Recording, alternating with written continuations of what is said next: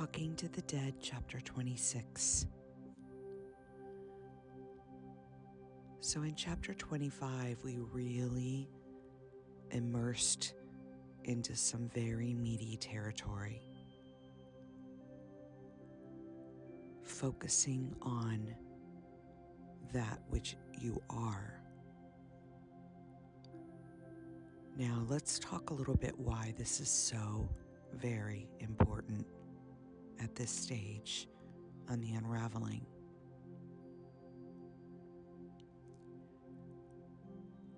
When the truth that you are, which cannot be named, by naming it, it automatically again becomes duality and separate. For the case of this discussion, we will continue to refer to it as God, the I Am Presence. By focusing to that little version or avatar of you standing atop that little map pointer, each endeavor to step off of that creates what we call experience. It begins with any thought, and thousands are arising in each moment, none of which are yours. They're floating in collective consciousness. When we become so focused on that I am and allow everything to slow down,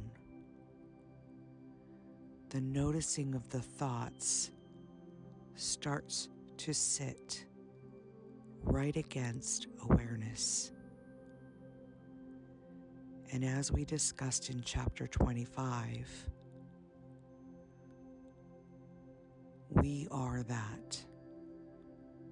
God is that. Now, the gift in doing this is consciousness relies on awareness. So by being so tuned in, we are, in essence, connecting ourselves to the stream of consciousness, which flows back into the bigger allness of it, which is awareness. That's one of the major accomplishments, for lack of a better word, that being tuned into this creates. The more we do this, the more, again, words really struggle in this instance, we create a space or a gap or a momentum for that space and gap to see the thought sitting right there at the feet of the avatar. This is where we start to think we have free will. Yet, notice nothing needs to step onto that thought. There is a gap to just notice it and let it keep passing through. Like the analogy we used in an earlier chapter with the cars, each thought being like an Uber. The more we slow down what the mind is minding, the more we seem to have the ability to notice which variances to step onto. But even better than that, when there's a lack of interest in stepping on any of them and just staying with the I am and noticing all of them, the flow simply does itself.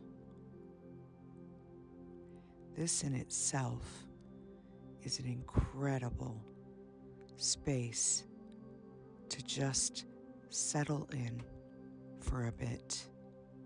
Play with it in your day. Really notice being in that state of needing to make no decisions, allowing each thought to cascade, to ebb, to flow. As we become more conditioned, again for lack of better word, this does itself, and awareness expands. The thoughts quiet. The mind begins to settle down when it recognizes nothing is trying to retract, distract, or orchestrate anything. And then the most incredible thing. These two streams merge back together. The stream of consciousness, which is like the wave moving us in and out, returns fully to the abyss, which we are, which we're referring to as God, and in the analogy is the ocean. Come back together. This is bliss. This is truth. This is where the thoughts fall away. Now, to tangibly equate to that feeling in the body,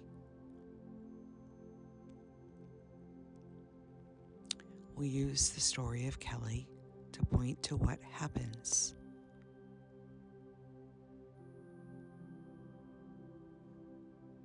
The mind goes still. There is no mind, not one thought. There's no longer having to discern a this or a that at all, because duality is not here. The biggest recognition in the story of Kelly, every one of the senses dissipates. There is no sensing of a body. So if there was pain in the body, if there was resistance in the body, if there was joy in the body, even that changes. The way we describe it is indescribable, yet I will make an effort to do so, using words which will never ever point to the truth and significance of what is happening in the abyss. The sense of love, the sense of peace overtakes everything else. It is all that is. But it's beyond what we can recognize in the body as peace and love. It is beyond what we can tangibilize as a human element, which is why we're incapable of doing it until this state is ready to take space, the space that we've been clearing. You see, it's a vibration. You see the necessity of the clearinghouse with all of that other racket, all of those other piles, all of that other noise. There was no space for this vibration to set in fully.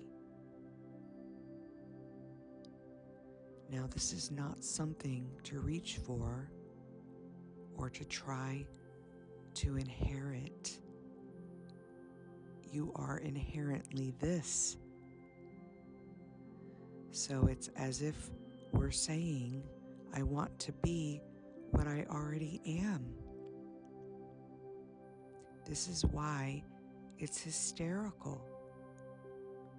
We're out seeking that which we've always been, which was only needing enough space to recognize its own true self. Do not create an effort of wanting this, which is another goal-driven.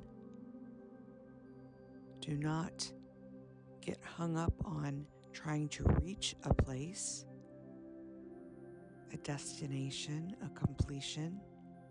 This is never done. It is a boundless aliveness. It just deepens, enriches. There is no solid ground from here. There's nothing to grab a hold of. Yet the one with the earnestness, with the willingness, with the devotion of giving time to that I am, so that the mind can slow down,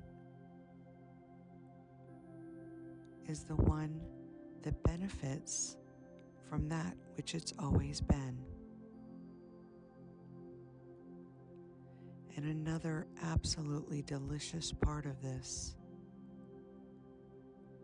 when there's no anger to the avatar on that map pin, noticing each thought, not being angry with any of them, not distrusting them, not naming them, not condemning them, and not grabbing a hold of them. They simply collapse themselves into this beautiful abyss. Now, the avatar may collapse in exhaustion, in gratitude. Hallelujah, hallelujah, hallelujah. This is when it's so important to care for the avatar. Thank it for all of the strenuous support of carrying that fear, of carrying that envy, of carrying that disgust, of carrying that unworthiness. Condemn none of it. Treat each of these as separate avatars needing a room in Rumi's guest house. All are invited. Love them up. Thank them for the journey without the dualistic component. that wave would never have ridden you on that stream of consciousness right to the abyss. They too served a purpose. Let them rest. And the more you invite them into the light, into the truth, and care for them lovingly, eventually the abyss is all that is known. Much love. Until next time.